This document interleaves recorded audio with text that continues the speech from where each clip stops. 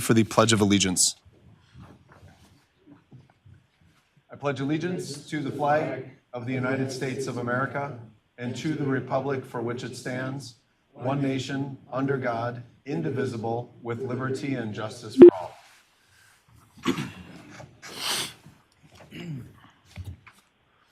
All right, I'd be looking for a motion to approve the consent agenda. So moved.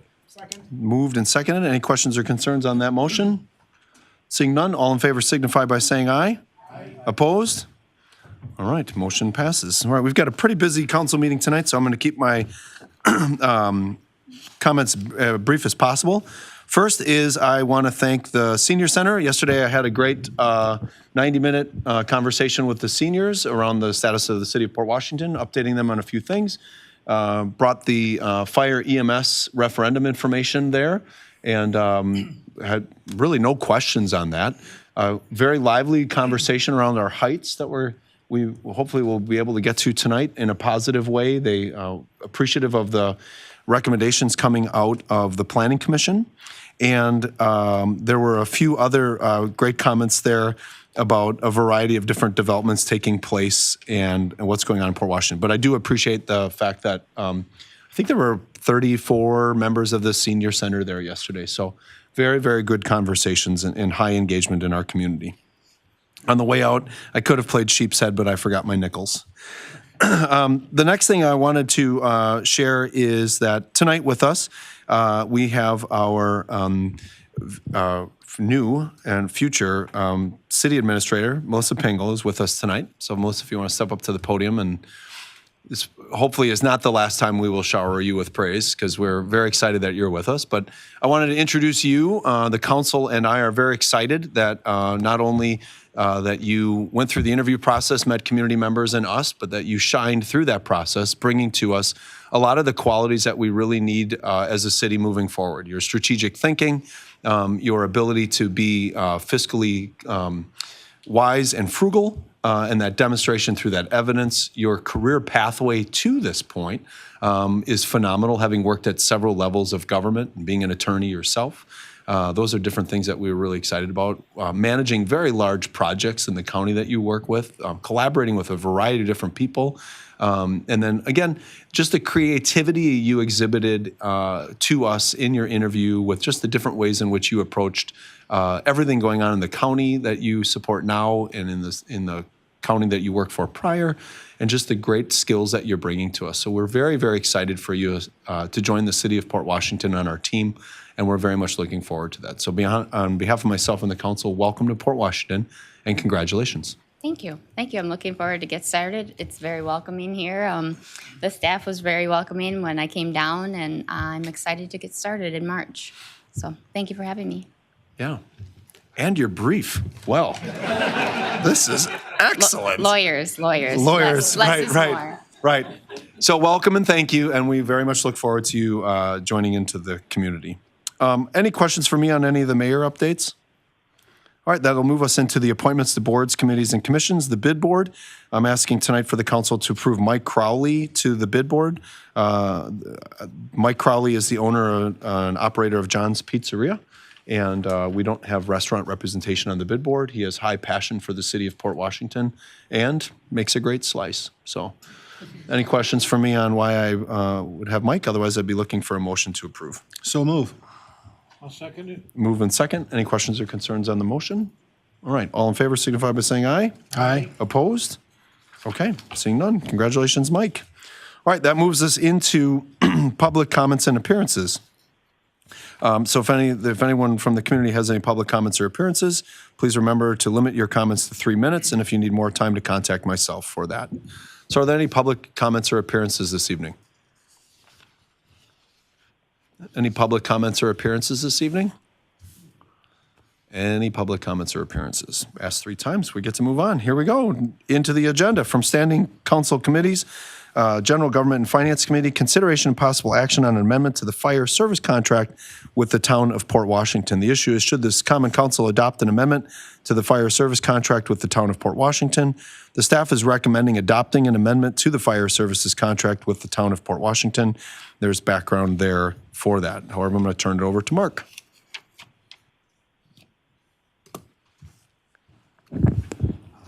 Thank you. So I've taken over this, being the first year in this process.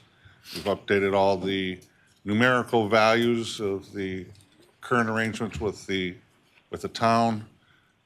As noted in the memo, there was a slight decrease in debt service, a decrease in insurance costs, and a decrease in the town's ratio of equalized value compared to the city, all of which resulted in the calculated amount for the 2024 service contract of $117,011.44. If you have any other questions, I can answer those specifically. Any questions? Otherwise, I'd be looking for a motion to approve. Move to approve. Is there a second? Second. Moved and seconded. Any questions or concerns on that motion? All right, seeing none, all in favor signify by saying aye. Aye. Opposed? All right. Hey, Chairman Didier, we could have like a little signing ceremony over there. Be kind of fun. Got orange signature pens tonight. All right, standing council committees. Next one is consideration and possible action on a revolving loan fund for Cavalier Wine Bar. The Common Council is being asked to approve an application for $25,000 for a RLF loan for the purpose of assisting in the financing of a proposed wine bar to be located in the Newport Shores mixed-use building. Staff is recommending the approval as presented, and the recommended motion is to approve that $25,000. I'm going to turn it over to Mr. Harris. Thank you, Mr. Mayor. So this item was at our Community Development Authority, I think 2 weeks ago. And this is presented as almost as a microloan. A $25,000 amount is considered a microloan in this program. And as mentioned in your summary, this is to assist in financing for the proposed Cavalier Wine Bar in the northeast portion of the ground floor of the Newport Shores building. And the CDA unanimously recommended approval of that loan for, as stated, $25,000, 5 years at 4.25%, 6-month deferral, and the remainder of the conditions of approval are in your report. I know Kathleen Katie Schilling from Ozaki Economic Development is here, and as is the applicant, if you have any additional questions. But with that, staff does recommend approval with the CDA conditions. Yeah, and I would just say for council and community, Kelly Brown is a fantastic local business owner. Her current business, Locally Inspired, she's invested heavily in that, and it does a great business, and she's a great corporate partner for the city, very active in Main Street and a bunch of other places, and I highly endorse this. I think this is fantastic. Especially, I mean, the vice president of her company is also a phenomenal human being. I'll move to approve. There's a motion to approve. Is there a second? I'll take the second. All right, any questions or concerns on the motion? All right, seeing none, all in favor signify by saying aye. Aye. Opposed? All right, you can go work on the vice president's homework now. The vice president is a second grader, right? Yes, she's a wonderful young lady. All right, so that brings us to the next agenda item, consideration of possible action so they can serve liquor at the new Cavalier Wine Bar, a Class B liquor license and a Class B beer license. The issue is should the General Government and Finance Committee and Common Council approve an original Class B liquor and Class B beer license for Cavalier Wine Bar LLC and Kelly Brown as the agent. The staff is recommending. The city clerk has reviewed and approved the application, required supporting documents. All required fees have been paid and the background check was passed and completed by the police chief. The city clerk is requesting approval of the license for Cavalier Wine Bar LLC. Susan. Thank you, Mayor. I don't know if there are any questions specifically, but all of her documents are in order. This is a Class B quota license, so it covers the wine and liquor. Liquor will allow her to sell wine as well, so that will give her the ability to sell all three under that license. Does anyone have any questions? Alderman Mr. Sigwart? This has no effect on the rooftop pub or the entertainment space, right? No, it does not. Those are other spaces. This particular area is in a space on the east side of the building. It's Suite 3, which is separate from the other two areas that ANZE has open at this time. Move to approve. There's a motion to approve. Alderman Bang, is there a second? Second. Second by Alderman Pleitner. Any questions or concerns on the motion? Seeing none, all in favor signify by saying aye. Aye. Opposed? All right, good luck. We're also looking forward to the menu of non-alcoholic craft cocktails. That'll be fun. Okay, now that moves us into consideration and possible action on original Class A liquor license and Class A beer and license for Sri Amakapura, at West Grand Avenue, and Muhammad Siddiqui as the agent. Should the General Government and Finance Committee and Common Council approve an original Class A and Class A liquor and Class A beer license for them, the staff is recommending that the city clerk has reviewed and approved the application and required supporting documentations, and all fees have been paid, and background record check was completed and approved by the police chief. The city clerk is requesting approval of license for Sri Amakapura. I'm doing my best for this liquor license. Any questions or concerns on that? Otherwise, Susan? Unless you have any questions, this is a Class A license, so that's a cash and carry license. There's no consumption on the premise, which is typical of these retail establishments. The agent you will see is Mohammed Siddiqui, who is currently the agent at the property at this time. This is not a sale of property, this is a sale of business. So the property at this point in time will remain in the owner's possession. So the all the paperwork that is required by the state has been provided. Once they are close to closing on the purchase of the business, the lease agreement will be presented to me, and at that time, I will set up with them a meeting to release the license after the current one has been surrendered. Does anybody have any questions? It's been reviewed. Is there a motion? Is there a second? Second. All right, moved and second. Any questions or concerns? All right, all in favor signify by saying aye. Aye. Opposed? All right, excellent. All right, that moves us on to agenda item 7A5, consideration and possible action on the approval of a contract for services from Bray Associates Architects Incorporated related to the contemplated new public safety complex. The issue is, should the council approve a contract for services from Bray and Associates related to the contemplated new public safety complex. The staff is recommending approving of that contract. Mark.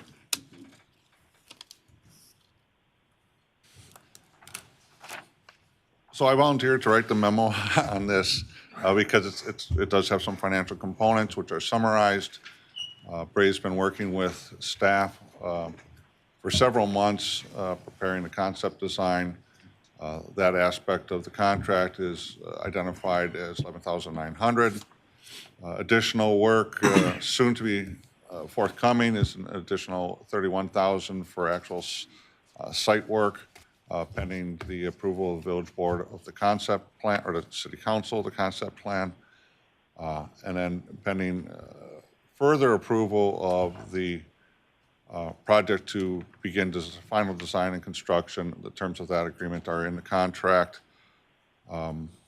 Funds have been appropriated for the first two phases of this contract, and I will turn it over to Rob for any additional comments he might have. Thank you, Mark.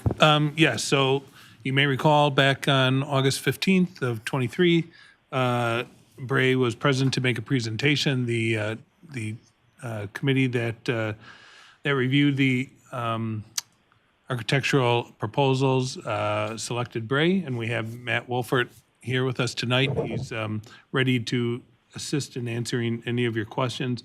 This work is focused on master planning for the facility and land investigation. So that is the first phase of the project. If the council decides to proceed with full design of the public safety facility, then we would provide written authorization to provide those services. The city attorney has reviewed this contract, and again, the staff recommendation is to approve. Any questions for Mark or Rob? Yeah. Mr. Gasper? Seeing that this, what we build is going to be dependent upon the outcome of the referendum coming up in April, I'm sorry, it is not. it is not. It is not. These are not correlated at all. Okay? Sorry, I didn't mean to cut you off, but before it became a talking point. So if the referendum fails, we're going to build the exact same building, whether we have personnel to put in it or not. We're going to build a new fire and police station would be the objective, yeah. But it'll be the same. Same size, you mean? Yes. Well, I think that would be to be determined later in the process. Okay, so this is earlier in the process. This is not dependent upon what building ultimately gets built at this point. No. Okay. So I didn't mean to cut you off, Mr. Gasper. My apologies. Felt like my dad there. And now I have to apologize to my dad. Any other questions? Otherwise, I have one before we make a motion. I just have a request for council. And again, in a moving forward mindset, I would ask that while we are engaging the services of Bray, that we also engage in the services of the city bringing in an owner's representative as we do a multi-million-dollar project. I've got concerns as and I know this is separate from this, but I would ask that we direct staff to look at a secondary level of support for the city, because as we bring on an architect and then potentially a construction management firm, I think that it is our job through stewardship to bring in a third party to evaluate bid packages, estimates, et cetera. Having sat up here now for my term, I've watched as many of our projects have cost overruns. We put great faith into the designers and the developers and the builders, and I think we should. But whether that be a fire truck or a water improvement, everything's coming back hundreds of thousands, millions of dollars over. And the city cannot afford, if we're going to take, a once-in-a-century opportunity to build a great complex here, by not having a third party as part of this. I raised that at several times now, but I'd only offer my signature if I had great confidence in the fact that we had an outside group who was motivated to make sure that we are represented there. Owners' representatives are a small cost of the project. They usually find their cost savings in the projects. And I know that that's a different topic than this, but as this continues to move forward, I just want to make sure that the city has a level of coverage there. And I highly recommend an owner's rep in the project. So, Mr. Mayor, I think we've covered on that. And Rob can help me here, but we've engaged C.D. Smith to be that owner's representative. So they will not do the construction then? I won't go that far because they can bid on it, but, So I guess I don't believe that it's in our best interest for a construction management company to also be our representative. We need an independent representative who looks at what the construction management company is doing to ensure that their bid packages are accurate, that they've done their diligence, and that they've looked at forecast. I mean, an owner's rep's going to come in and look at like future forecasts on glazing and copper and say like, well, they're bidding this now, but it's very likely these expenses are going to go up or down. So I understand that, but having been in pretty big municipal projects over my life, I've watched as, you give somebody a number, it's like a gift card, they're going to spend to that number, where I think it's really important for an owner's rep to be that third party. And if C.D. Smith is our builder and Bray is our architect, then there's another party in there who is our interim and our agent in the process. I can jump in. Matt Wolfert with Bray Architects. One minor distinction, Mayor, is that C.D. Smith is not technically your builder. That they are your construction manager if you proceed with them. There is a chance that they will do nothing but manage subcontractors on the project if they are not successful in being the lowest responsible bidder on the trades that they would be interested in bidding in. So there is no assurance that C.D. Smith would put any work in place on the project. They would purely be managing the project and all of the subcontractors on your behalf. I won't speak to the merits of owner's rep, no owner's rep. Every client has a different perspective and opinion on it. Not going to jump into that conversation. Yeah, but and a construction management firm is paid based upon a percentage of overall and total costs. They are not incentivized, and I'm not taking a shot at anybody, but they are not incentivized to have the lowest price, the quickest bids. And it's just something I think is in the best interest of the taxpayers of Port Washington to have another level. And I don't know if the council shares in that philosophy, but I firmly believe that if we're paying millions of dollars, that these companies are not incentivized to do it in the best interest of our taxpayers. They're incentivized financially. So and I don't want to get into debate on that, and I agree with you. Everybody has a different philosophy, and unfortunately, mine for you guys is that I believe we should have an independent builders representative. So, yeah, I would generally be in support of that. That's a separate piece, Mr. Mayor. That's a separate piece that we identify in the coming months as independent of this contract, but I think it's probably something wise that we should do. It's a separate piece, though, is that correct?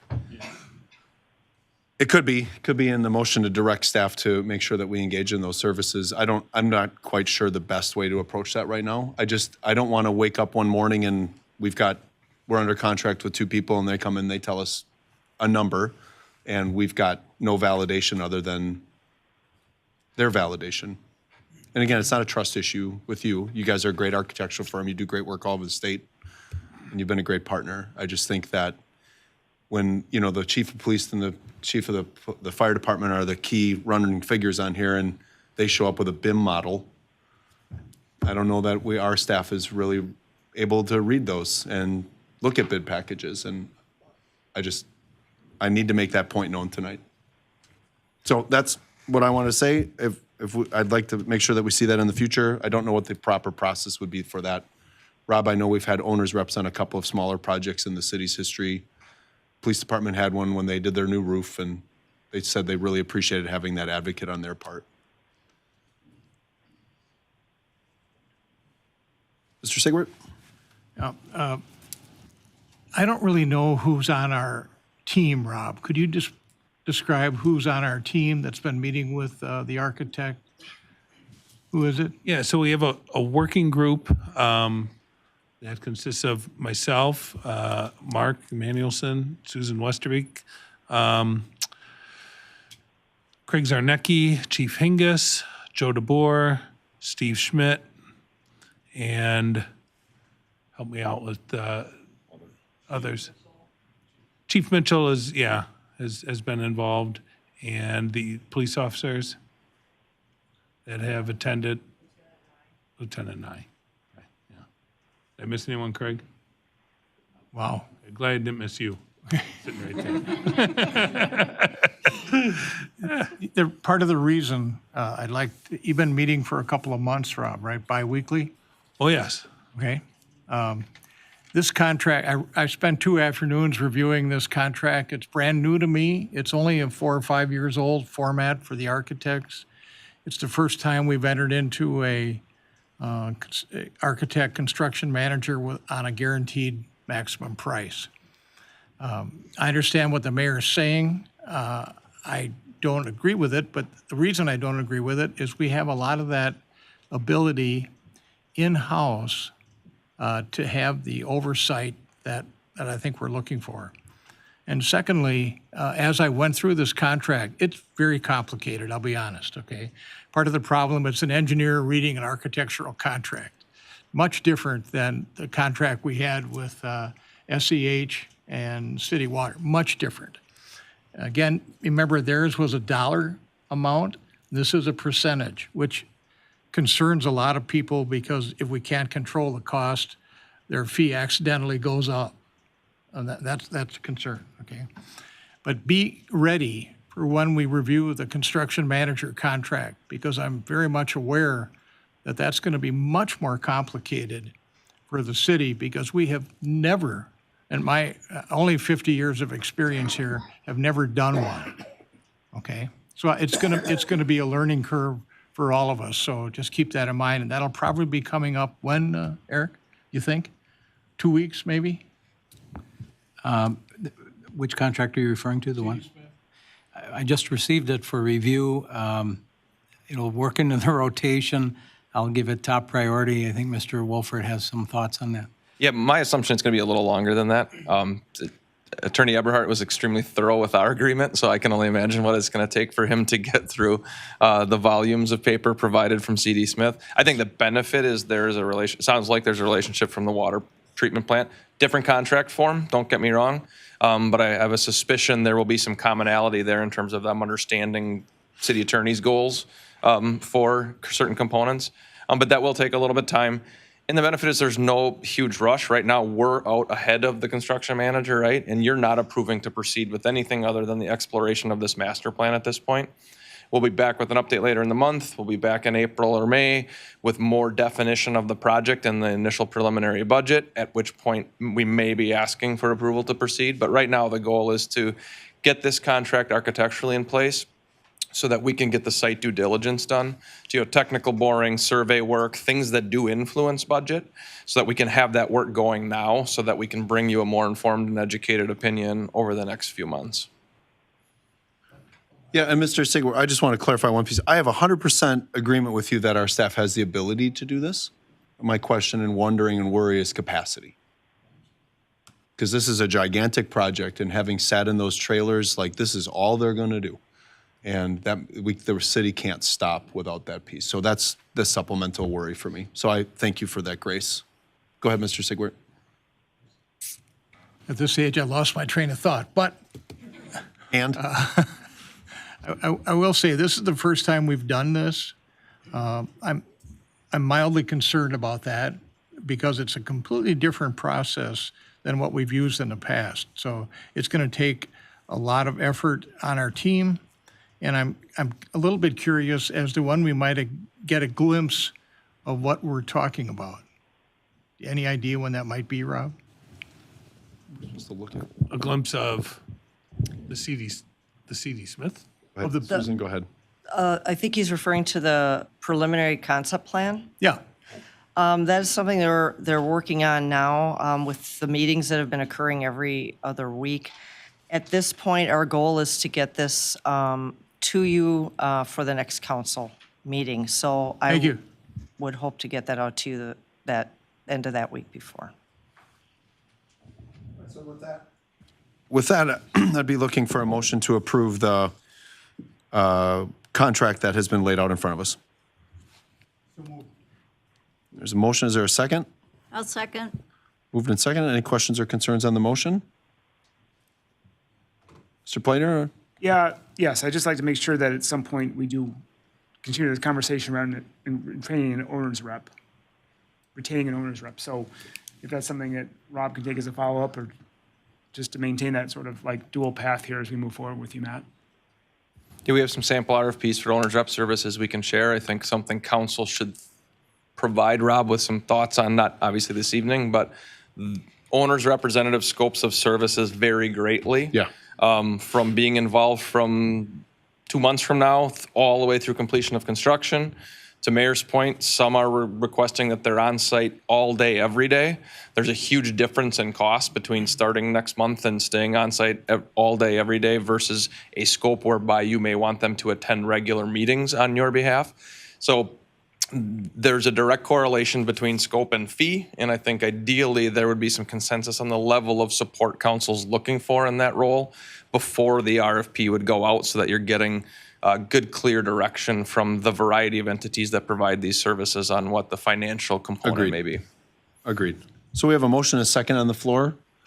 All right, all in favor signify by saying aye. Aye. Opposed? All right, motion carries. Thank you, and thank you for your time tonight. Okay, that takes us to consideration and possible action on a, this is a fun one. This is consideration possible action to grant Wisconsin Bell, which I didn't know still existed, doing business as AT&T, a utility easement at 305 East Washington Street for Inventors Pub and Edison Hall. The issue is, should the city grant an easement to AT&T to install below-ground conduit and cables to transmit signals used in the provision of communication, video, and information services to Inventors Brew Pub and Edison Hall at 305 East Washington. The staff recommends that the city grant an easement to AT&T to install the ground conduit and cables used in the provision of communication, video, and information services to the Brew Pub and the Hall. All right, this goes to Rob.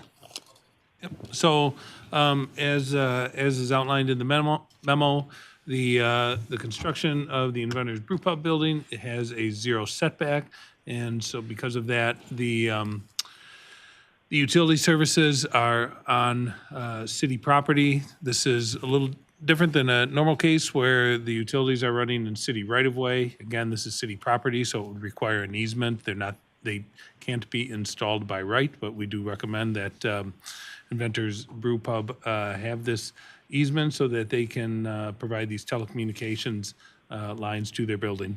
And this has been reviewed by the city attorney, and staff recommends approval. Any questions or concerns? Mr. Pleitner? I would move to approve. Oh, excellent. We have a motion to approve. Is there a second? I will second. Moved and seconded for Ma Bell. All right, any questions or concerns on the motion? Seeing none, all in favor signify by saying aye. Aye. Opposed? All right, motion carries. That brings us into consideration and possible action on a developer's agreement with TBF Development. Hold on a second. With TBF Development LLC for the WEDC grant. I don't have that paperwork in front of me, so I'm going to turn that over to whom? I'll take that one. All right, council. Thank you, Mayor. So, ladies and gentlemen, the council, you should have received between last Friday and today the draft developers agreement, my memorandum highlighting the major points of that contract, and also then the Ehlers Incorporated, Ehlers financial analysis of a certain aspect of that proposed agreement. This project, as you know, is nearing completion. I think I heard it's going to possibly be substantially complete and ready to go in a month, round figures, and apply for an occupancy permit. So great things are happening down north of the North Slip. The developers and Mr. Adam Drager, who is the managing member of TBF Development and of Inventors Brew Pub, and also holds a majority interest in both of those entities, have asked the city to serve as a conduit to disperse to them a $250,000 WEDC CDI, Community Development Investment Grant, that the state approved, and the money is, I believe, I don't know if that's on deposit with the city or being held in Madison, but in either event, that money, once released, would be dispersed to the developers and applied toward the construction costs of completing that building.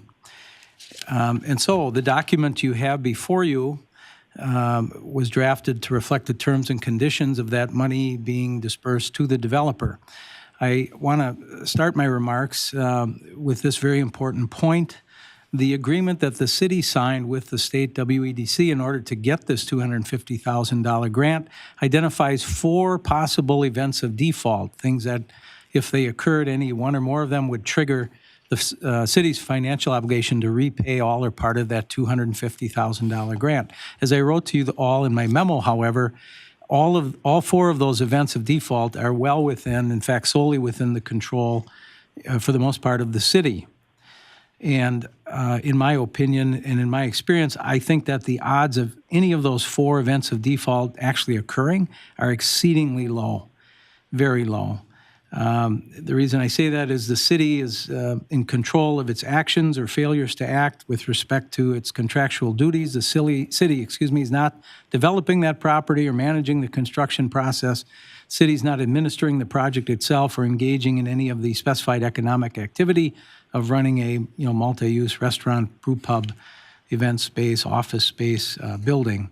So I want to emphasize for the alderpersons the fact that, because this is central to my approach to this, but also my comments to you this evening, I think that the chances of a triggering event requiring the city to repay all or part of that money are very, very low. However, if any one of those unlikely events of default were to occur, then the developer's agreement would serve to protect and insulate the city, if you would, from its financial repayment obligation. If you've read the agreement, you'll note that it includes, just to touch on a few, some record-keeping and reporting requirements between the city and the developer entities. There's a contractual indemnification provision which says that each of the entities, these LLCs, limited liability companies, and Mr. Drager, jointly and severally, which means together and individually, promise to make the city whole, that is, to repay any losses or liabilities that the city may incur if they're forced to repay the state of Wisconsin any or all of the $250,000 grant. In addition, there are some guarantees that are required. One is a guarantee by Mr. Drager personally, and then there are the 2 corporate guarantees from each of the 2 entities, again, TBF and Inventors Brew Pub. The Ehlers report, the financial analysis that you have received, focuses just on Mr. Drager's ability to, through drawing on his unlimited personal guarantee, recover any or all of that $250,000. If you read that memo, then you know in summary at the end, Ehlers concludes that given Mr. Drager's current financial capacity and other financial guarantees that he's made to the construction lenders in line ahead of this potential guarantee to the city, he would lack the capacity.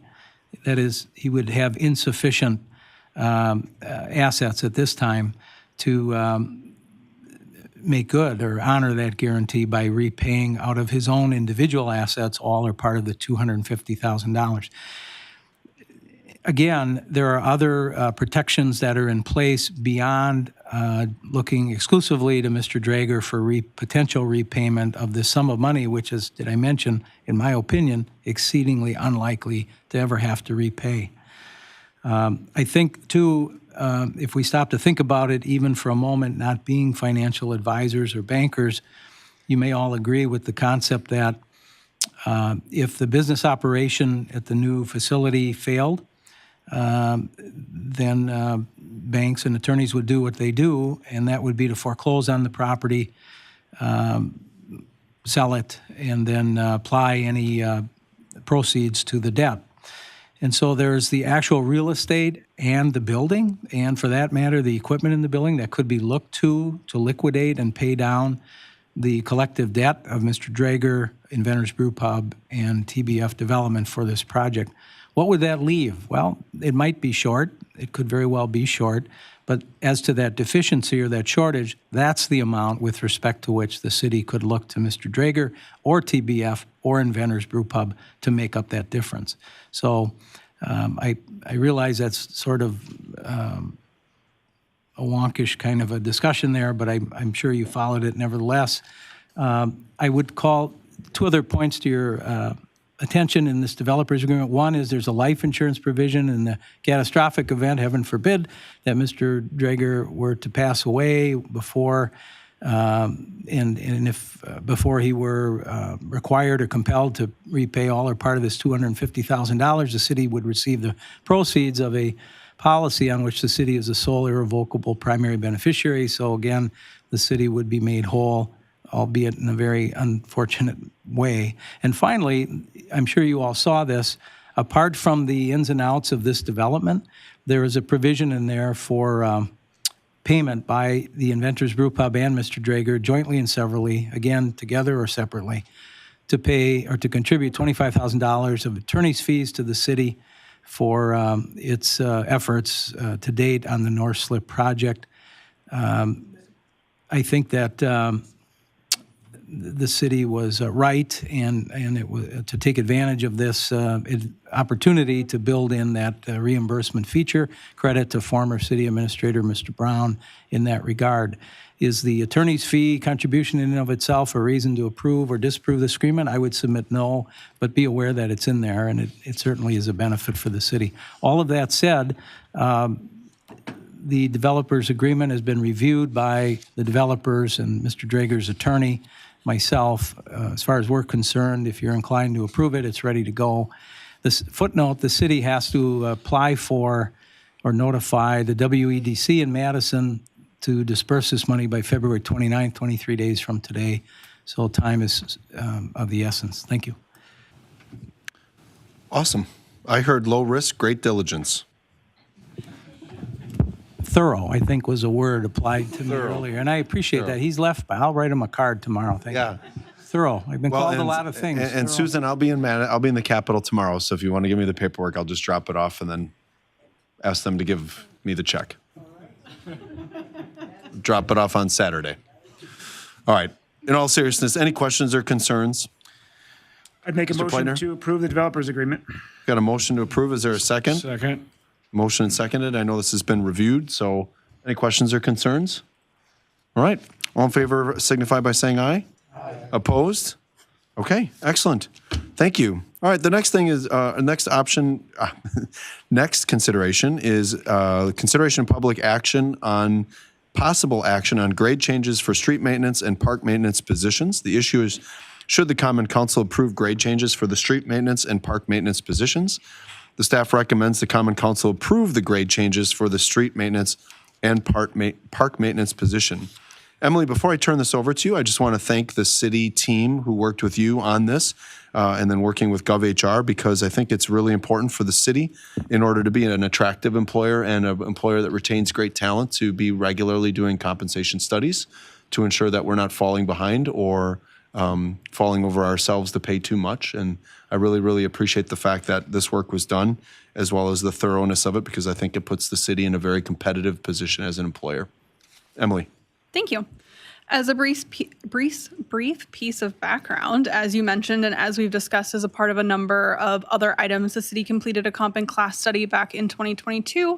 And part of that study included leaving the city with the ability to periodically reevaluate and reanalyze positions and scales. In October of 2023, the Director of Public Works formally requested a reevaluation of the streets maintenance and parks maintenance positions. With his and the street superintendent's input, I completed a job description review and analysis. And during that analysis, we found that the experience necessary for the positions was listed at 1 year, but would be more accurately reflected as 3+ years. When applying this change to the analysis and scoring system, the score for experience moved from 50 points to 75 points, as shown by the bolded line in your packets. The new total score for the positions at 440 would move the position from grade 4 to grade 5.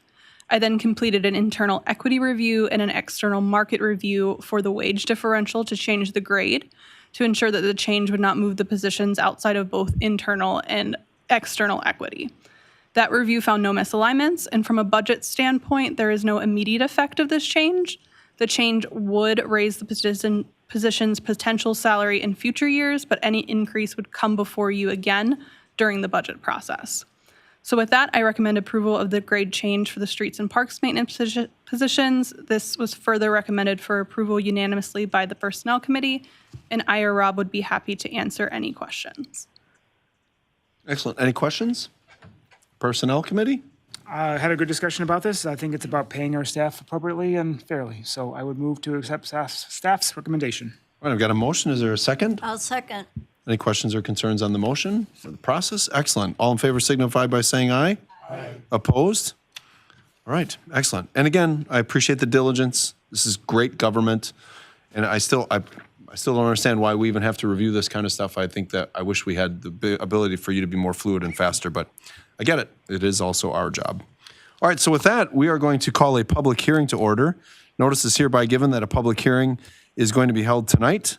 Notice is further given on that the subject of the hearing is to consider a request to rezone approximately 1.3 acres of land located on East Seven Hills Road, north of Park Knoll Lane, south of the Interstate Highway 43, and east of North Wisconsin Street, from B2 Local Service Center business to RM4 multifamily residential for the purpose of future multifamily development.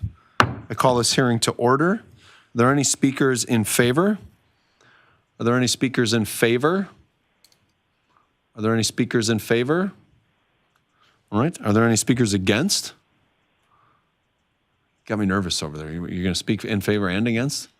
All right. You got up there a little quick. All right. Any speakers against? Any speakers against? Seeing none, I'm going to call this hearing closed. That is going to move us into agenda item 8A2. Ordinance 2024-1, an ordinance rezoning land in the city of Port Washington and amending the official zoning map.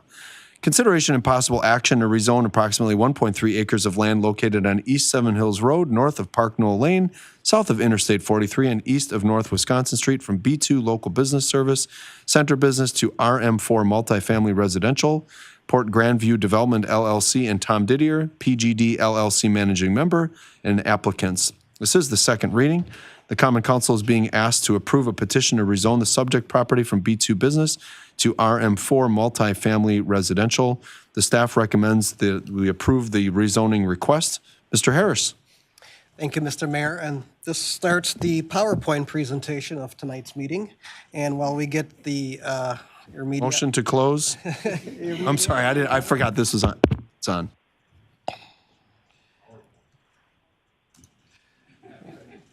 So, as stated in your summary, Mr. Mayor, this is a rezoning request for a parcel up on Seven Hills Road on the north side of town.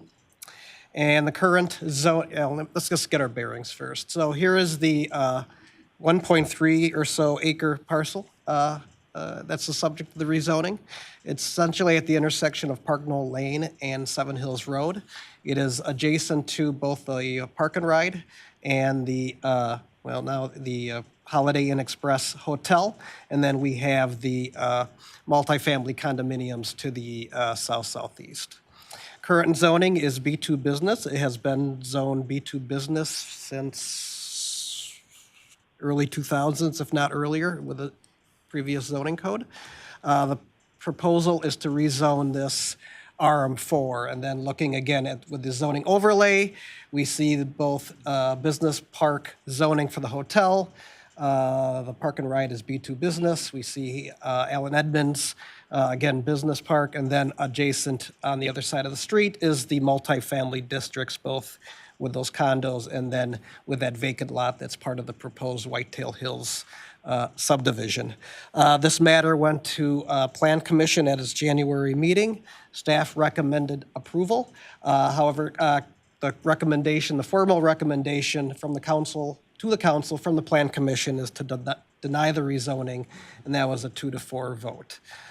With that, I'll turn it over to the applicant, who can take any questions or has comments on the zone to you. Thanks for the consideration. I'll try to not be repetitive because I was just here last month, but just a couple things to consider. The reason we're here asking is really a result of the need for housing versus the availability of housing, as opposed to the need for B2 or B1 or B3 business district land or existing buildings versus the need. So, you know, the pandemic kind of changed commercial real estate forever, kind of flipped everything around. Consumer behaviors are different, traffic patterns are different. The biggest thing, of course, is office space. There's no longer a need for it, and across the country we have millions of square footage of unused office spaces. So that's really changed quite a bit. On the flip side, we have, of course, there's a huge need for housing right now. That's evidenced by the lack of houses for sale, the lack of apartments for sale. There's really a need. So I don't think we're going to be able to solve necessarily affordable housing with this, but we can at least have a small solution to creating potentially some housing units for people to live in Port Washington. We talked about the location. Our opinion that it's perfect. It's near public transportation. It's near shopping. It's near the freeway. It's near the bike trail, which brings you downtown. I think being next to the hotel, I would imagine that however many housing units could be filled here could potentially be customers for them versus a competing restaurant that might compete with or take business away from them. So I think it's ideally located there.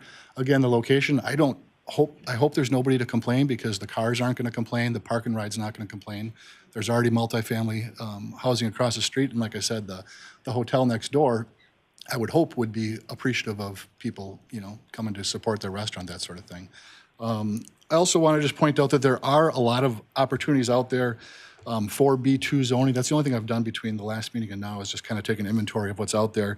Of course, the Northport, because we're not alone with being the only owners of B1, B2, or B3 zoning. The Northport Shopping Center, which is Century/Piggly Wiggly, they have had land for sale for longer than we have on those infill lots. They also, unfortunately, have either right now or soon to be some existing vacant storefronts.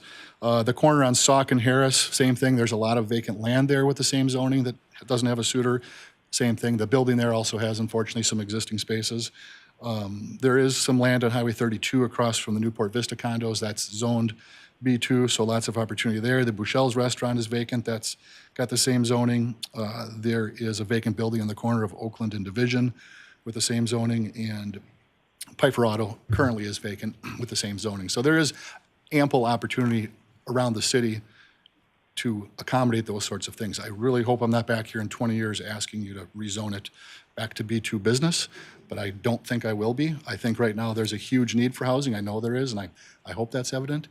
So again, that's our thinking between the current zoning and asking you to consider, helping us create some housing for people to live in Port. Excellent. Any questions for Mr. Didier or Mr. Harris? Go ahead, Ms. Postle. Oh, go ahead. Sorry. Go ahead. I know I asked you last time, Tom, is there a difference between RM3 and 4, if you would consider 3 instead of 4, or is it? And I said we definitely would. My understanding is that the architectural control in the city would still have the same ability to approve or disapprove of projects, and within the RM4, we could build RM3, but we can't do the opposite. So our thinking was if we had the zoning that allowed us the most density, we could come up, well, it might not be us, it would be the next developer. If they came up with a plan that was not in accordance with or didn't jive with the neighborhood, you could ask them to change it to RM3. But it's my understanding that the architectural control development process is the same. So that's the reason we asked for RM4. Thank you. Mr. Harris, any thoughts on that RM3 versus RM4 for that property as our city planner? I looked at it just simply as multifamily designation. Between the two, I mean, RM3 is, the biggest difference is the height maximum. RM3 is about 35-foot maximum height. RM4 is our most dense product, but that's a 60-foot maximum height. But as far as number of units go, you can go up to about 24 dwelling units in RM3 and maybe up to about 36 in RM4, if a little more, actually. But just given the location, abutting 43, the off-ramp or the on-ramp, and the abutting locations on either side of, or the abutting uses on either side of it, I'm comfortable with RM3 or RM4 as a zoning request. I mean, at 60 feet, be able to see Belgium. That's prime real estate up there. Ms. Postle? You had mentioned last time you were here, Tom, that the real estate taxes on this property was just a few dollars? It's $4. Okay, so there's not an undue hardship on you whatsoever? Correct. And I sympathize with your trying to sell this property, and I really appreciate your trying to help the housing shortage in Port Washington. But when you look at that parcel, it's surrounded by a hotel, county highway, park and ride, 43 on-ramp. It's an undesirable location for housing. And to build housing there, I feel, creates an undesirable place to live. I don't know why we'd want to do that. Thanks. I guess we'll just agree to disagree. Since we've done this, we've taken some rides up and down I-43, and we've seen a lot of multifamily homes along I-43, and they appear to be newer, which tells me that the planning process somewhere over the last 20 years has changed, and could be a similar situation, but the demand for housing right now is very strong, and I don't have any statistics about vacant residential units along I-43, but I would suspect that it's the same as anywhere else. The demand is so. I think being in that location would be pretty desirable, and I think that's a risk a developer would have to take if they wanted to build residential units and risk them not being filled. Mr. Planner? Would you mind, I watched the meeting online, the Plan Commission online, but Bob, could you give a quick recap of the reason that the commission gave for denial? Microphone, buddy. My takeaway was that the reason for denial was the preservation of commercial property.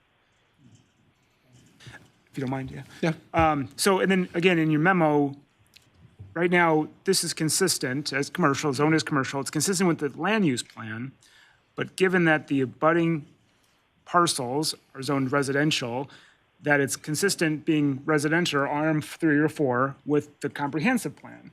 So how do you reconcile the comprehensive plan and the land use plan? So the land use plan, when it was updated in '21, it largely, for some of these relatively smaller units, it just recognized existing zoning. Okay. And land use plans are meant to be updated and amended, given, well, one example being this discussion here. And so amending of plans are such that they can do that. They're not set in stone.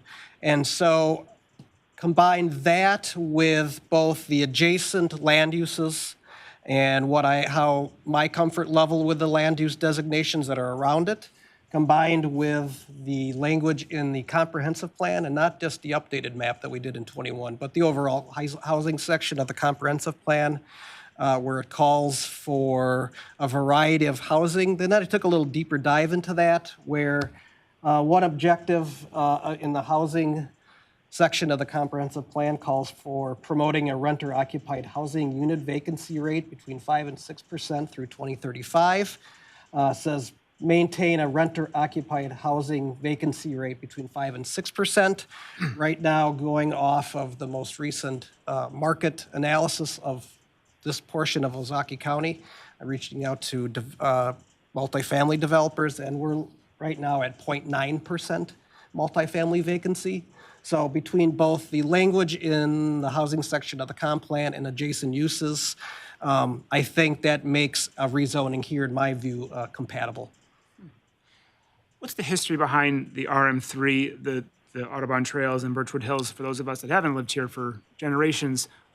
How old are those buildings, and how long have those been condos and multifamily structures? I guess I just looking for some history there. Tom, you want to address that? Well, those were Birchwood was originally built just as apartments. They were converted to condominiums later, but I would say 1980, it's got to be pretty close to the year that those were built. Then they were converted to condominiums when condominiums became a popular form of ownership. Sure. Thanks. I think one of the things too when we first saw this is that there's a variety of groups of people who are asking for increased housing, especially in the rental capacity like this, whether that be some of our nonprofits in town, et cetera. And honestly, I ride my bike past there a lot. I haven't in months, but when this first came up, I thought to myself, some entry-level workforce families, or young men, young women moving to Port Washington, being able to hit that bike trail and getting themselves downtown in a city where we don't have transportation to support or supplement them, that is literally downhill, 25-mile-per-hour bike ride, and you can get downtown in less than 5 minutes. How they get home's a little longer, right? But I don't know many people anymore who don't have a electrically supplemented bicycle either. But I know that one question I had for Mr. Didier and when I met with him was, and I'm not sure if you feel comfortable sharing this, but could you share, if you feel comfortable, who are some of the franchises and businesses that you've reached out to over the past few years? Because that was something that was brought up at Planning Commission that I asked Tom afterwards. One commissioner had mentioned, like, well, you should go after this franchise and you should get this franchise. Arby's and McDonald's can't staff. That was the number one thing for me. But number two was, who have you gone after? I'm comfortable we telling would you, die just, for in the, just in the last 5 years, we've approached Sonic, Chick-fil-A, Wing Street. There's probably 10 that we've sent. They're somewhat templated chain letters, but we couldn't. I would follow up with phone calls, and they just said we don't have any desire for that location. I think the fact that we can't really expand to the east. We've got Lake Michigan. They look at numbers. They look at population. I think we have enough restaurants right now for our population, is what they told me.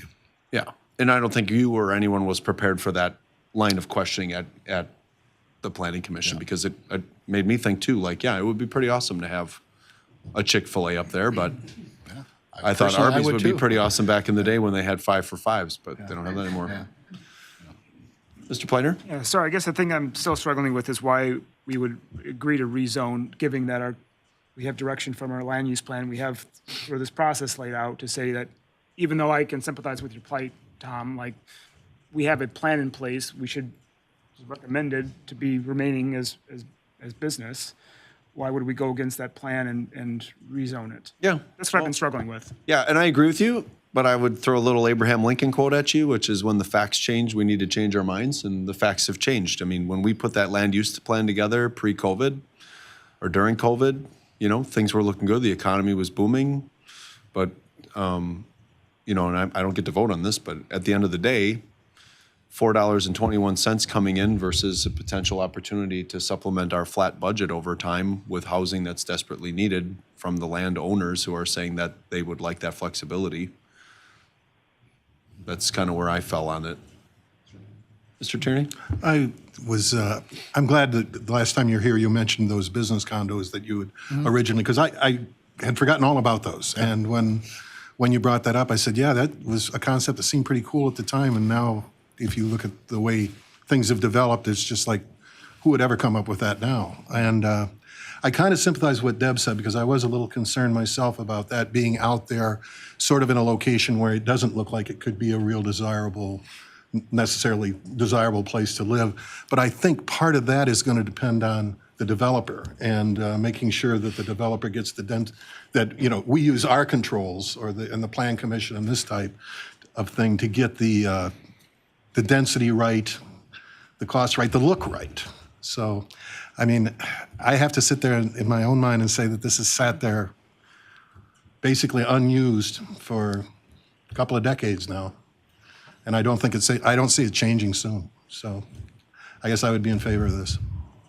And just so we're on the same page, we don't have any expectations that these housing units are going to appeal to high net worth luxury home buyers. This is going to appeal to, in my opinion, either workforce housing people that need a place to live, or potentially senior housing. We'll look at, like you had mentioned, I think that the development or the developer and the market will figure that out. These guys do market studies and they determine what the sustainability is of a new project, and that's what they'll propose to build. Yeah, and I agree with Alderwoman Postle. I have high empathy for, like, the Knightsky family would not move there. But that's us. I mean, I think others might.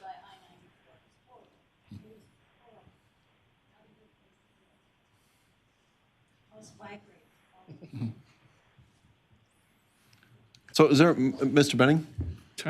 Tom, I think in the memo you had mentioned in conversation, you don't have a developer, you don't have a concept, you don't have any of that at this point. I'm assuming you've had some conversations with people that think this might be. I have a gut feeling and experience in the commercial real estate world dealing with the need for multifamily housing right now.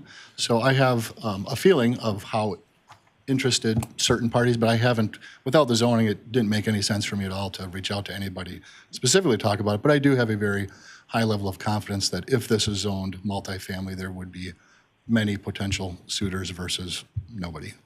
Would you anticipate residents of this development working at Allen Edmonds, working at the hotel, working at Piggly Wiggly, those kind of things, within a short walking distance? I would consider it being workforce housing to people that want to live in Port because hopefully they work in Port.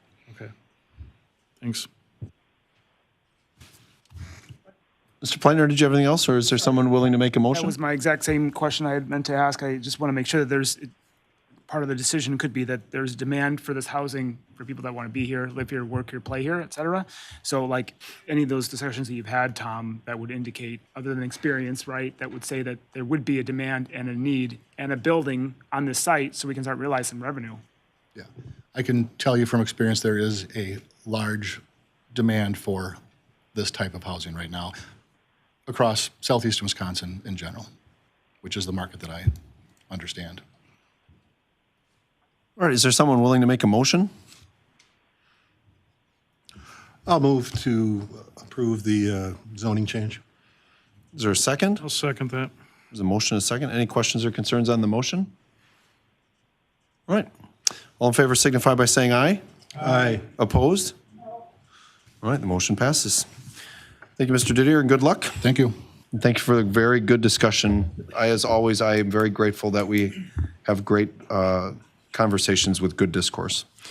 All right, moving forward then, consideration and possible action on a final plat for Highland Point Subdivision Phase 2, located north of Newport Vista Drive, south of East Sauk Road, east of the Ozaki Interurban Trail, and west of Misty Ridge Lane. Highland Point LLC and Newman Development Corporation is the applicants. Common Council is being asked to approve a final plat for Phase 2 of the Highland Point subdivision. Common Council, the staff is recommending to approve the final plat, subject to final approval by the city engineer. Mr. Harris. Thank you, Mr. Mayor. So this is Phase 2 of the Highland Point subdivision. Here is the location of the entirety of the subdivision.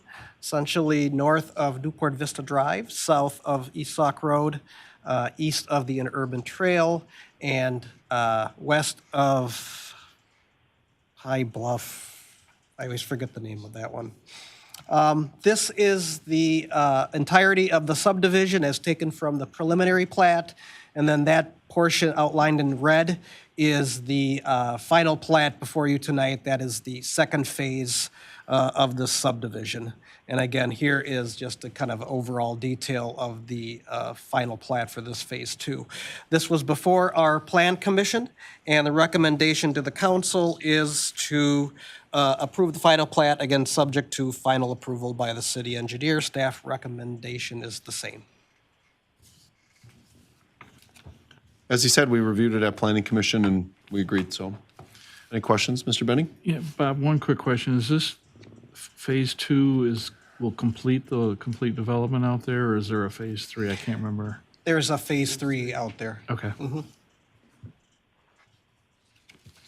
Am I the only one who, when we hear like phase 1, phase 2, phase 3, has a flashback to Seinfeld and Boca Vista? Boca Vista. Either Boca Vista, okay. I'm not alone in that. In the yellow Cadillac, yeah. Mr. Tierney, get us back on track, please. Did you have anything? No. Oh, I'm sorry, your mic's Oh, on, I'm so I sorry. got all excited. Mr. Benning? I'll move to approve. There's a motion to approve. Is there a second? Second. All right, been moved and seconded. Any questions or concerns on the motion?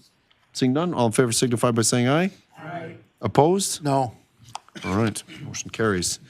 Okay, that takes us into the next agenda item, consideration of possible action on a proposed condominium plat for Lot 38 of Prairie's Edge South Phase to accommodate 4 condominium buildings located at the south end of Prairie's Edge subdivision, west of Sheeling Lane and north of Bastel Wind.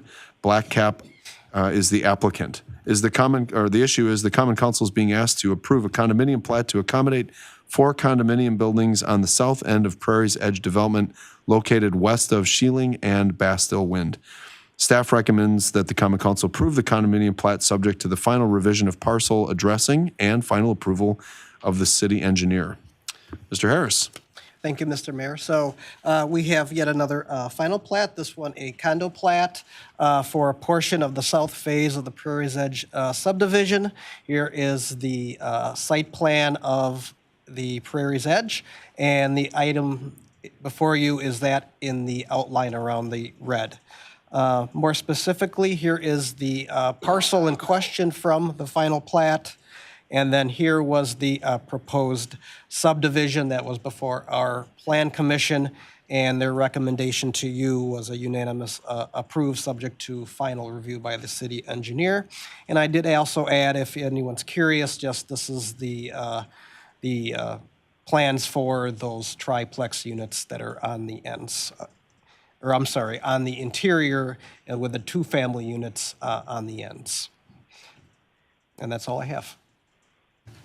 And again, Planning Commission reviewed these. Great excitement and conversations about the center unit, but we were in full approval of this. So any questions or concerns?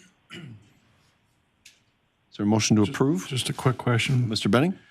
Bob, it says 4 units. That includes, so the 4 buildings are the 2 triplexes and the 2 duplexes? That's correct. So you have the two buildings in the interior. Those are the triplexes, and then the 2 buildings that are bookending the triplexes or the duplexes. So a total of 10 units and 4 buildings. So this condominium plat would include just these structures, or does it include some of the other? No, it is just for these 4 buildings. Okay. Any other questions? Mike, did you have a question?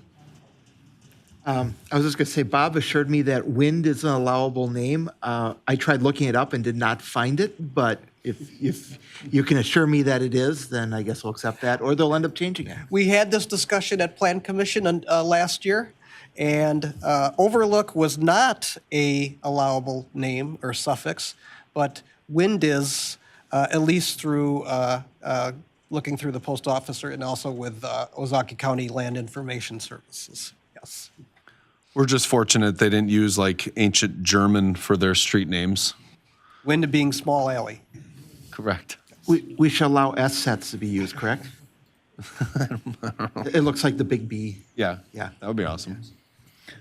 Mr. Benning? Move to approve. There's a motion to approve. Is there a second? Moved and seconded. Any questions or concerns? Seeing none, all in favor signify by saying aye. Aye. Opposed? All right, the motion passes. All right, next subject item is update and discussion regarding accessory dwelling units in certain residential zoning districts in the city of Port Washington. The Common Council we are about to hear an update on a proposal to allow accessory dwelling units, ADUs, in the city of Port Washington, and we're being asked to provide feedback prior to the drafting of the ordinance for future consideration by the council.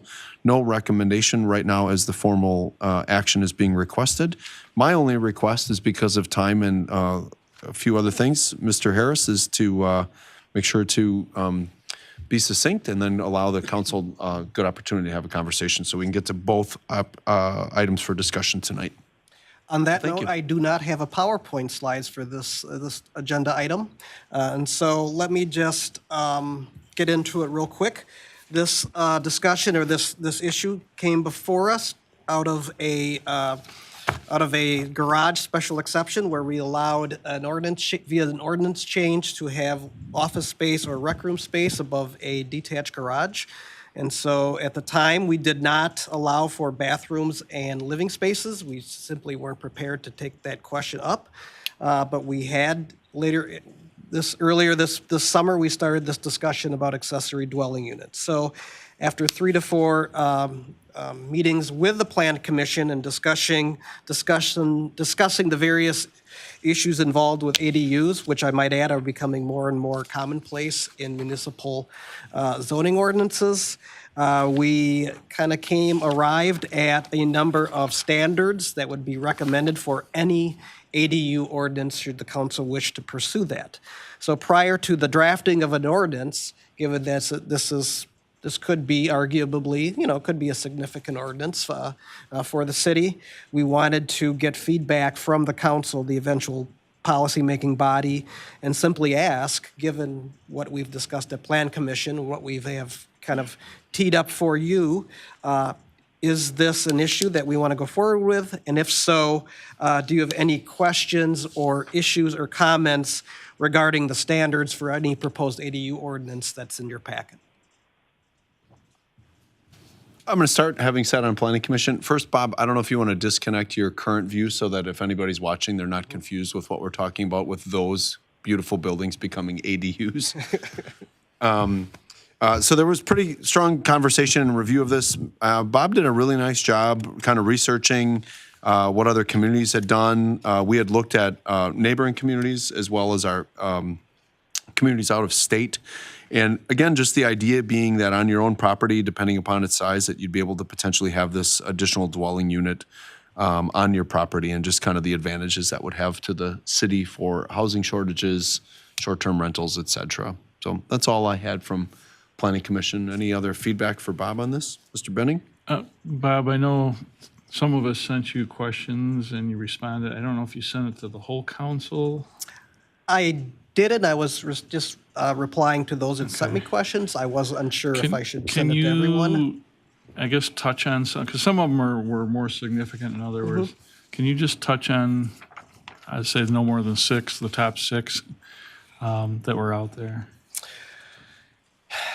Let's see, I had about a dozen or a little more than that. So the one, for example, the siding one I had, you can skip. Okay. So the question was that the standards as called for are saying allow for ADUs only in single-family zoning districts. And one question was why CCM should be included. The intent, as I stated in my reply, was that to have those only in single-family lots or parcels, just to be slightly conservative in approach and try to maintain existing reasonable densities in residential neighborhoods, and also just to mirror other ordinances that I looked at. In reply to that, that was my reply, but I also it's a logical question, and the character of CCM certainly allows itself to accommodate these ADUs. So perhaps it could be tweaked to say single family uses or parcels. The other one would be, talking about the heights of the ADUs, and if it was a garage, can it be larger? And I think the Plan Commission, we arrived at that height of not higher than the principal unit. So whatever ADU you have, be it part of the garage, be it detached, as long as it meets that square footage threshold and that not higher than the principal building, that's what you would need to work with. I will say that we started off with a little more detailed standards in a prospective ordinance. I think the example we used was Appleton because it was very detailed. But working with the Plan Commission, particularly the ones that are the architects, talking it out, we thought that having a less is and more ordinance is actually quite a little more effective and a little more easier on the administrative side. And I would add that a lot of the ordinances outside of the Appleton, the more detailed ordinance, kind of follows that route as well. I would also talk about, there was a, the design criteria was a good question. If with single family and two family building permits, we don't review them by design review board or Plan Commission, rather they meet a certain point threshold in our code. Why not go that route? And my reply was, I don't think we're going to have a large amount, certainly not anywhere near with the number of permits we get for regular homes. And so I think just following the building site and operation plan process through design review board and Plan Commission, that we'd have a nice little design control and operational control through those whatever number of ADUs we will get. I don't know if you wanted me to touch on any others. No, the only other one, Mr. Mayor, I don't know if you guys talked about it, was if an ADU was below grade, like a walkout basement type of scenario or anything like that, if there was anything from Plan Commission on that. Go ahead, Bob. They can be, as I said, I think they'd be part of an interior AD unit or something attached to the principal structure. I know the former mayor had our former mayor has such a living arrangement, I believe, in the town. Well, and I think he had it here in Port with his children, and then he swapped it, so, yeah. Yeah, I mean, if you go back and you watch the meeting, otherwise, Mr. Harris, if you would not mind sending the images and kind of different examples that you had shared, these small cottages on small properties or larger properties that make a lot of sense in the transition is in my mind, I don't see a huge I hope we don't have a huge Airbnb or VRBO thing, but I saw it more as an opportunity to support our aging community and support our families and parents with these secondary dwellings, or, God forbid your own children just move into your backyard, but at least they'd have to pay rent. Mike? I guess I would advocate for including Central City mixed in this. Part of the reason for that is if you look at our current RM1 zoning and try to actually fit the homes on it to a particular zoning, you'd find that at least half of our RM1 probably should be Central City mixed because that's the closest matching zoning to what has actually been built there. That also tends to be the neighborhoods closest to downtown where there probably would be the highest demand for this. So I would advocate including it in the Central City mix. Now, it could be limited to single-family homes. I personally would not mind if it's allowed on say if there's already a duplex there, that if you add an auxiliary dwelling unit, as long as it is owner-occupied. I think there's some problems with allowing it not to be just for owner-occupied. But if it's owner-occupied, I really don't see the problem with that. When it comes to the heights of the buildings, assuming that most of these auxiliary dwelling units are going to be upstairs of a garage, or maybe we want to call it a carriage house at that point or something.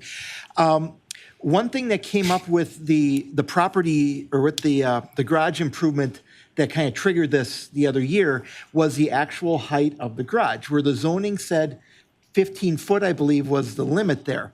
However, we have some problems with interpretations of what that height means. In that case, it appears that the building inspector, when he approves stuff, uses the criteria of on a gabled roof that the 15-foot height is halfway up the gable, which is a common usage. And otherwise, we're making the assumption that that was to the peak of the gable, which is also a common usage. And we really don't define that in our code, so this is probably a good time to lock that down one way or another. Some of our zones, we also limit, I'm going to go to, I believe RM1 limits a house to being 35 feet and the garage to being 25 feet then. That's like 10 feet less, and I might have that wrong. But something like that may be more appropriate if we're going to start allowing auxiliary dwelling units. Because if you're allowing only a 15-foot tall garage to the peak of the roof, you're probably not fitting an auxiliary dwelling unit in there very well without having a flat roof, which I don't think anybody really wants. So I think the height restrictions on the auxiliary unit versus the main house probably needs to be reevaluated here, whether it's in general 10 feet lower than the what's allowed for the main house, or it just can't exceed the main house. Something along that line needs to be considered. I agree, that's a great thought. Other things, Mr. Plaitner? Yeah, I guess thanks for being overly prescriptive about it, because I do appreciate the conversation that the Plan Commission had.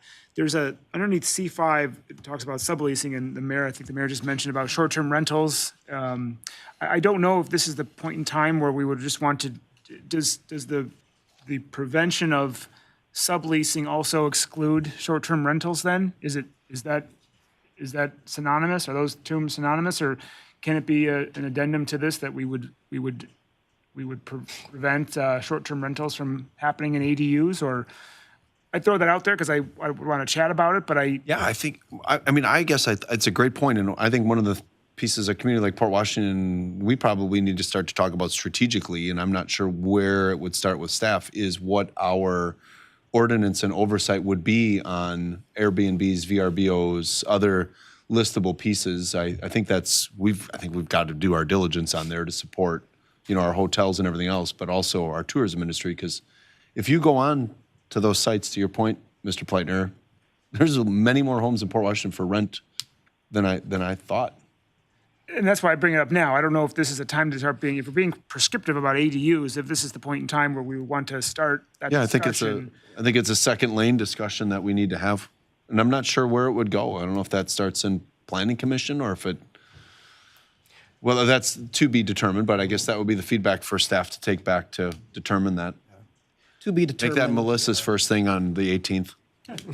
To be determined, as you said, but to answer Alderman Pleitner's question, we just took the issue of ADUs and the standards applied to them and stuck to that lane. That's absolutely fair. I didn't know if we are creating something that it would be the consensus of this body to say we would want to prevent short-term rentals within an ADU specifically, not necessarily having an overarching strategic discussion, separate lane. Yeah. If just within the ADUs, we would want to prevent. Yeah, I think that's a rich discussion to have because to Alderman Gasper's point, there are certain parts of the city where it makes a tremendous amount of sense, and there are certain parts where, like, I'm sure that there are, more traditional neighborhoods where people would not appreciate people coming in and out in the middle of wherever. So, Mr. Gasper? Yeah, just on short-term rentals, I think everyone would probably agree that we could use another hotel downtown, but I'm not sure that's happening. So allowing the short-term rentals does also bring, it makes up for that lack of hotel space, and it also still brings the hotel tax revenue into us because they still do pay those taxes back that we get. So Vrbo and Airbnb are required through the state to pay those taxes that should get back to us if everything's working right. So I'm not sure we really want to necessarily lock it down. I think you don't want to end up with something where it's a duplex and they build an ADU and all three of them are short-term rentals. But if it's owner occupied and it's not primarily a short-term rental, I personally don't mind if somebody wants to build a ADU and just use it as a short-term rental, particularly if it's in the neighborhoods closer to downtown. So maybe that would be something to be limited to, if we add Central City Mix is where you allow that. But yeah, I think there's value in allowing it too. So, I mean, keeping us on with the conversation that Bob's looking for, more specifically on the ADUs, are there any other comments on that, Mr. Benning?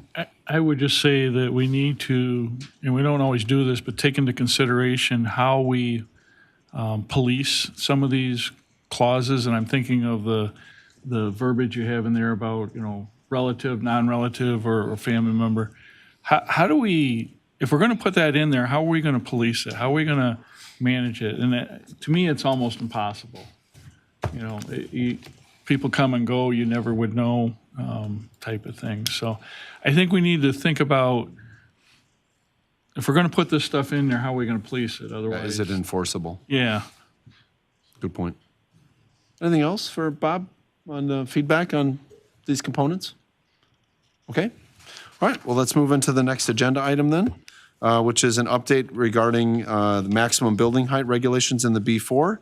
The issue is the Common Council will be given an update on a proposal to cap maximum heights limits to the buildings in the B4 Central Business District, i.e. downtown, and is being asked to provide staff feedback prior to the drafting of an ordinance for future consideration by the council. Again, chairing Planning Commission, Mr. Harris did a very good job capturing both the needs and expectations of the Planning Commission, as well as some of the council members' thoughts and ideas that were presented to him. And I think what I'm most proud of or appreciate the most of this draft that we're starting with tonight is that we start at the lake level with low pieces, and as we work our way west, we increase those heights, but we're preserving, downtown at maximum height levels that are similar to existing buildings. Once we get east of Franklin Street, we're maximizing those heights to ensure visibility, and the historic lakefront maintains our current perspective of it. But then again, as we move west, having the opportunity to build up. And one of the things that we had asked Bob with these height pieces, and Mr. Newmeyer was great in his feedback in this as well, is you can kind of see the heights start to drop again as you head west on Grand Avenue. And that's by intention, with the exception of some other properties to the south there, so that we don't create this gigantic canyon effect as we drive into Port Washington. I think we've got a responsibility to preserve that very romantic drive down the hill and see all that great work that's been done over the years. So with that, I'll turn it over to you, Mr. Harris. Okay. For this, I do have the PowerPoint slides because I think going to be helpful to see visually. So this is the recommendation from the Plan Commission, working off of the initial staff recommendation to that body. And so what you see is what the mayor was describing, where we, going off of the downtown plan and the identification of districts to kind of inform what the heights can be. And let me just back up real quick. The heights. And I'll say that I've been saying this at the last few meetings. B4 zoning, downtown zoning, there is not a maximum height limit of 35 feet. Let's be clear on that. It is, and anything over that is not a variance. B4 zoning says that any building up to 35 feet is by right. Anything over 35 feet requires the approval or the recommendation of the Plan Commission, the 2/3 vote in the public hearing at council if you want to go over anything over 35 feet. That's the distinction in B4. It isn't a cap of 35 feet. And so what these are doing, these heights you see here, are applying caps above that 35-foot minimum, or essentially the floor allowable in B4. And these are lowered caps than what I think they have been historically, just going off of my work from the downtown plan. So getting back to the heights. And so we have that 38 feet, what is, I don't have them labeled here, but going off of what is the Marina District. And then that's also roping in the Pier Street District just to maintain the character of those homes up on Pier. And then you have kind of that main body and the historic core that we called it in the downtown plan. And again, that's the majority, or the main height for these proposals is 48 feet. And then we kind of have that Civic Center District at 52 and across the street at 52, just kind of queuing off of that I call it the West Slip building, more specifically the retail office buildings that's at the immediate corner. And then let me get into how that works visually, since I'm kind of a visual person. So we see 38 feet, which is, again, that's what we see near the Marina District and stepping down east of the Harborview Hotel and also those condos on the West Slip. That is a 38 feet. And 38 feet is also to take into account any of the rooftop structures that we see. So it's not the base of 35 and then we need the special exception for any of the rooftop amenities. All of these heights would take into account any of the rooftop elements. So that's 38 feet. You know, the historic core, the visual reference would be the Port Hotel. The 48 feet goes up to the top of that little penthouse type building. That's 48 feet. And then just looking at the front of the hotel that you can't see that 48 feet, and that's the back. So visually, again, that's the 48 feet for that historic center core. And then moving to the larger heights, 60 feet is the height of the county admin building, not the historic courthouse, but the admin building when standing on Main Street. So that is a 60-foot visual reference. And the 50 feet, as I mentioned, is the peak of the retail and office building at the corner of Grand and Wisconsin. So that's using those references and these visual references. I stuck to just simply capping the maximum heights. This is like a Rubik's Cube. Well, actually not like a Rubik's Cube. It's multidimensional. Everyone has an opinion of which way to go, but the possibilities are as varied as the combinations of a Rubik's Cube. And so, you know, I realized I started going down the rabbit hole of step backs and the design criteria for each district and whatnot. But then I realized, you know, we're having a rewrite of our zoning code, and part of that team has urban designers and architects. And so I wanted to keep it simple for the charge that was given to me as far as altering building heights and taking into account the rooftop structure issue. And so this is really where we are. This is the Plan Commission recommendation to the council, just capping heights in various districts downtown to take into account, you know, the point that the mayor made, and also just to kind of take into account, you know, existing buildings. And so that's where we are as of now. And again, this would be, you know, kind of a little more complicated or a little longer detailed ordinance. So prior to jumping into that endeavor, particularly our city attorney, again, this is a big issue, and we just wanted to show you where we are with the Plan Commission recommendation and having feedback from the policy-making body prior to jumping into that endeavor. Excellent. And I appreciate, Mr. Harris, you meeting the request that we bring this to council now so we can have these conversations and put into place in our law, our local ordinances, and lock these development pieces in as we are facing the opportunity here as a community to have certain properties downtown that are being investigated by developers, that we can set that standard before it's too late. So any feedback for Bob or other ideas that you want to make sure he has from us before he goes into the ordinance? Mr. Gasper. Sure. Let's start with, how are we measuring the heights of these buildings? From where to where? It's the definition used in the zoning code, so it's the average grade in front of the building up to the peak or the top, given the type of rooftop it is. Okay, so it's from the very front edge of the building, that average grade? It's the average grade in front of the building. Okay, so if it goes around the corner, it includes that around the corner as the average grade as well? No, I think you would just take it, you would stand in front of the building, and that's the highest peak. You go around the corner, whatever's higher. Okay, but does that include as the average grade of this, that we're coming from the street then? That's my understanding of the height definition, is taking the average grade of where the point of measurement is. And just to clarify then in the case of like the courthouse building, we're not counting like at the back of sidewalk, we're on top of the hill right behind me here.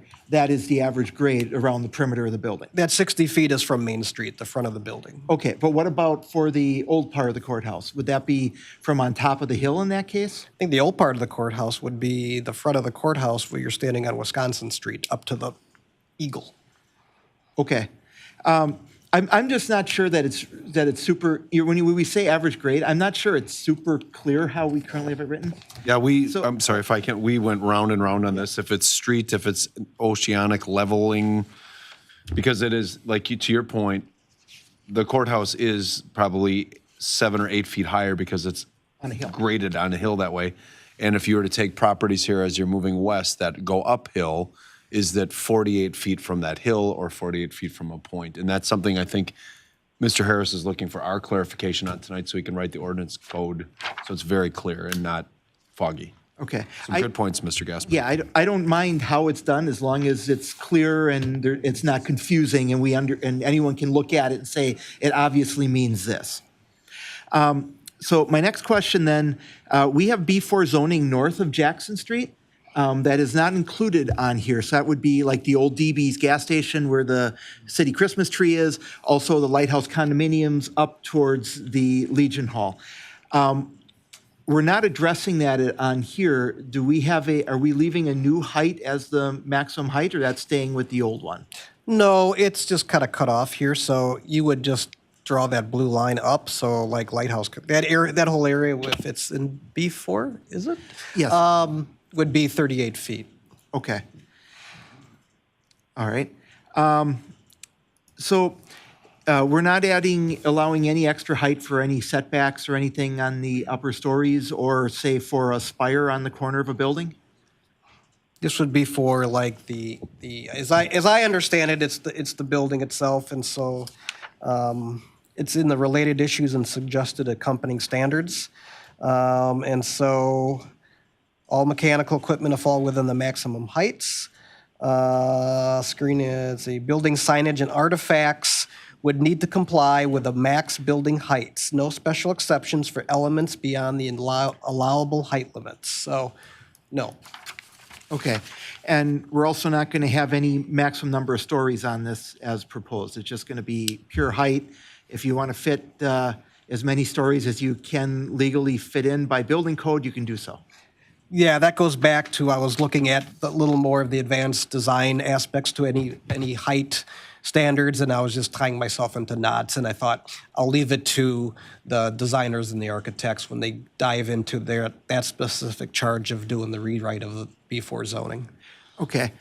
Next question is, by making all existing building heights conforming, would that mean that if a building that is currently, say, 61 feet, say it's a 61-foot building in the 48-foot area, if that building were replaced, the new building would get to be 61 feet again? Because yeah, this was done in 2004 when they changed building heights.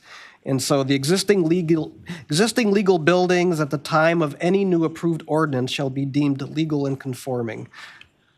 Okay. I guess personally, I don't care if we make some buildings non-conforming as long as, I'd rather have the consistency on it going forward. Because otherwise we're going to have, at some point we're going to have certain buildings that are taller than other. One of my concerns with the 48-foot space downtown is we show some buildings that are in the historic district, that have historic designation, that are a little bit taller than that too. And I'd rather see the ordinance height set so that those buildings that currently have historic status can be built by right in that area, not that, and I understand if you make it all conforming, that it could be rebuilt by right. But I'd rather that we just match that to begin with. So like we say, the Charbonneau's building is, I believe it was 53.6. And I question that because I don't think that building looks taller than the ones next to it. But I'd rather see that zone then made just to allow, say, 54-foot zoning through there and not worry about that, anything taller is automatically conforming because that's what it was at the time we passed this. I'd rather see us just go and make that the height, and then anything that's non-conforming is just non-conforming. And of course, non-conforming doesn't mean they have to tear it down and change it. It just means that at time in the future, when that building is replaced, they would have to meet this code. Because otherwise, we're creating a whole road full of exceptions on it, which is going to be more difficult as time goes. Of course, this will likely be rewritten 5 times before that happens, but I'd rather see us just set this up to be consistent, and if it's non-conforming, it's non-conforming, but I'd rather have us see everything that is currently a historic building conforming. The courthouse building is another issue with that, and of course, it has the spire, which gives the extra height, which maybe would be an exception on things.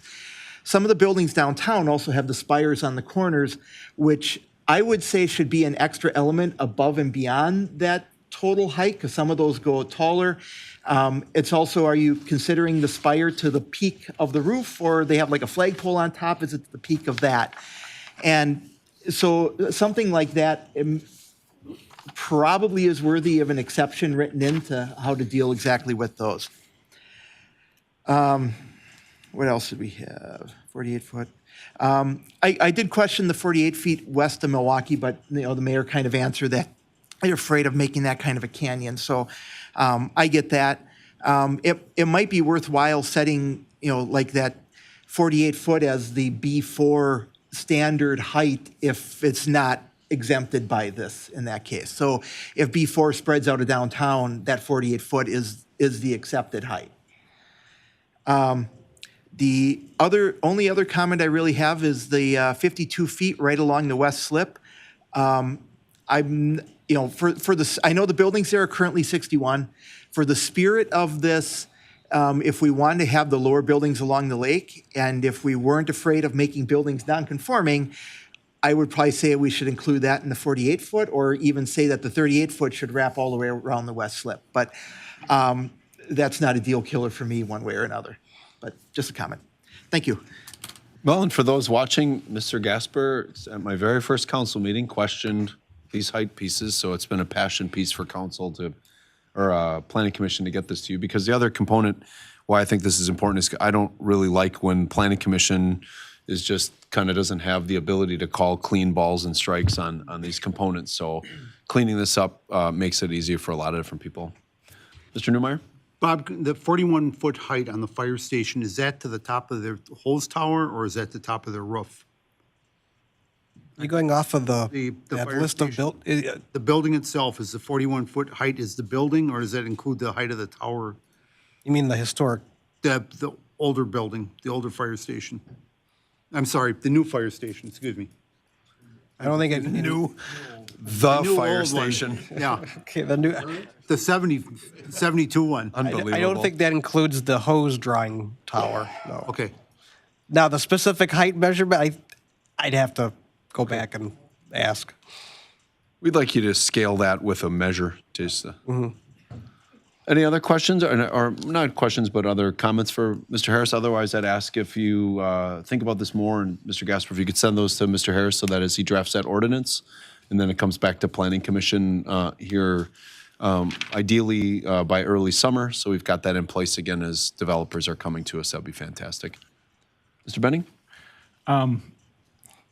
Bob, I guess help me understand the 38 feet in the marina area. How do we come up with that number? We wanted to take that base, that 35 foot by right. Okay. And that seems to be an appropriate height in that district. And then, again, the visual reference being, kind of those townhomes that are fronting on Lake Drive, or Lake Street, sorry. And we took 35 and just try to accommodate any type of roof materials, rooftop structures or additions. Well, I guess the reason I ask is there's a lot of other buildings in that area that have been approved up to 45, or even Newport much higher. So, those have been approved. Why are we changing it? Why isn't it 45 type? You don't have to answer that right now, but just trying to understand that history. I think, and I'll pile on Alderman Gasper, trying to figure out where the front door is in some of these buildings so we know what the average height, of the street, especially because the grade changes so dramatically in multiple directions on some of these buildings. I've never been clear on how we can come up with that number, say it's conforming or non-conforming type of thing. So I'd like to see some clarity in that one. I also, and I know a lot of us have talked about this, I get tired of every single development we have to review. The height, is it, and with the 35 foot, and then you have to have an exception, it gets old, type of thing. So we need this. That was the impetus to Yeah. doing this exercise. And then I guess the thing would be is, are we going to have new zoning districts for downtown? If it's B2 downtown, it's one thing. If it's B2 on the north side or the west side, is it a different thing for heights? That's to be determined. If I had a guess, we'll have a whole different lexicon of zoning district names. Okay. Yeah, I mean, maintaining that corridor so we don't look like a gauntlet going down Grand Avenue, that we need. And whether it's some setbacks on taller buildings, even if they are within the height, I still like to see some, setbacks or other unique architectural things just to break up that, if they can go to 48 feet, but let's set back the last 10 feet. Oh, I agree with that, and that was actually discussed a little bit in depth at Plan Commission, and I think we'll see something like that. I think it was just for this, it's like you can go round and round, and I thought I'd just let it wait. Just answer the question of heights, and then let our zoning rewrite take a look at that in depth. Last couple of questions is, we're not including City Hall property and the fire and police station in this. Why is that? Oh, this came up at Plan Commission in December, and it was really just looking at B4. B4 is downtown zoning, so they wanted to take out the PUL, which is City Hall, and then also that county park at the top of Milwaukee and Two Cake Hill Park. Is the county building that PUL? The county building is actually zone B4. Is it? Yes, Okay. it is. Okay. And then you made the comment earlier on Jackson. Would this line include the property north of Jackson? It would. It was just, you would just continue that borderline of, yeah. So how far north would that line go? It would just take up the B4, the remaining B4 districts that are up there. All right. Thank you, Bob. Thank you, Mr. Benning. Mr. Sigwart, did you have a comment yet? All right. Okay. Any other feedback for Mr. Harris? Thank you all. Yeah. Well, Bob's big word tonight was lexicon. I don't know if that was right, but Yeah, well, it was close, but lex in Latin being law and con being with, so within the law. Good job. I'm proud of you. Okay. That was your social studies teacher moment of the evening. With that, there is no new business before the council. Are there any public comments or appearances before we move forward? Otherwise, Kelly, Mike, extra credit here for hanging out for the entire meeting. We're all going to go have craft cocktails when your place opens just to pay you back for 2 hours of spending the night with us. All right, no public comments or appearances? All right, so that leads me to, we have two motions to convene into closed session. The first motion is closed session pursuant to 19.85 1E, Wisconsin statute for purposes of deliberating or negotiating the purchase of public property, the investing of public funds, or conducting other specified public business whenever competitive or bargaining reasons require a closed session, to wit, discuss financial terms and other terms and conditions of potential purchase of a 4.27 acre parcel of land located at 1777 West Grand Avenue in Port Washington, tax parcel number 1603016000700, and devising bargaining strategies regarding said potential purchase. Is there a motion to go into closed session on that one? Second. Moved and seconded by Alderwoman Postle and seconded by Alderman Newmeyer. Any questions or concerns? Ward 1? Aye. Ward 2? Aye. Ward 3? Aye. Ward 4? Aye. Ward 5? Aye. Ward 6? Aye. Ward 7? Aye. The second motion then is to move into closed session or convene into closed session pursuant to 19.851C for purposes of considering the employment, promotion, compensation, or performance of evaluation data of any public employee over which the governmental body has jurisdiction or exercises responsibility, to wit, discuss terms and conditions of employment contract with the new city administrator. Is there a motion to such effect? So moved. Moved and seconded by Alderwoman Postel and Alderman Newmeyer. Sorry, you said it so fast, I get all mixed up over here. It's not an insult, it's a compliment. All right, Ward 1, Ward 2, Ward 3, Ward 4, Ward 5, Ward 6, Ward 7. We are now convening into closed session. Council will meet in the chambers here. We'll ask to clear the council chambers, and we will come in 5 minutes. So at 28 after 8, let's meet in the room.